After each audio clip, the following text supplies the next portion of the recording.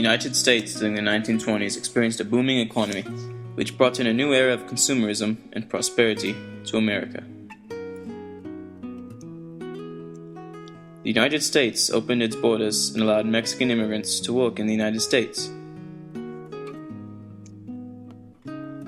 Good economic times were brought to an abrupt stop with the stock market crash of 1929, which started the Great Depression.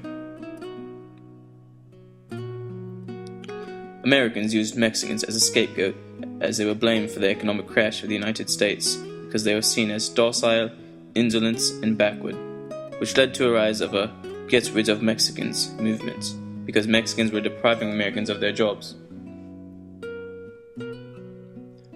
In addition to supposedly taking jobs from Americans, immigrants were blamed for using up the nation's resources.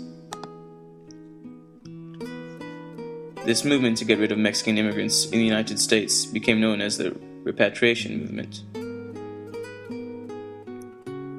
During the Great Depression, Mexicans faced layoffs, frequent bouts of unemployment, and quickly exhausted their savings. Public panic did not differentiate between Mexican Americans, who were citizens, and Mexican-born.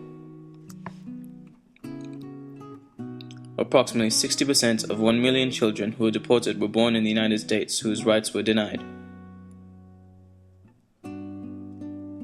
The United States thought of repatriation as humanitarian because it returns immigrants back to their home country, in which they would be able to feel more comfortable and see their families again.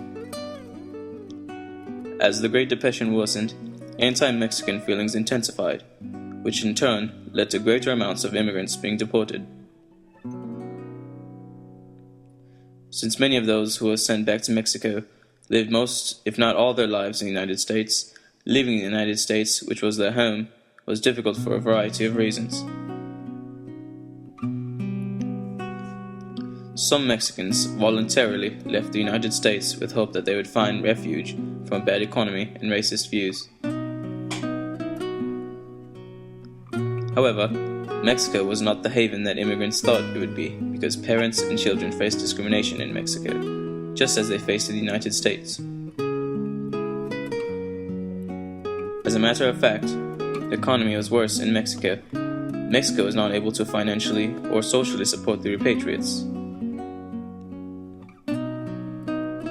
They became accustomed to the American way of life. They became agringados. Conditions for Mexican Americans were strange because they weren't wholly American or Mexican.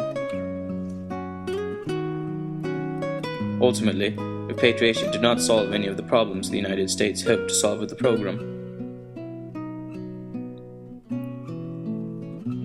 World War II ended the repatriation movement and started the Bracero program, in which Mexicans were able to return back to the United States to work. This led to a new era of Mexican immigration and U.S. economic boom.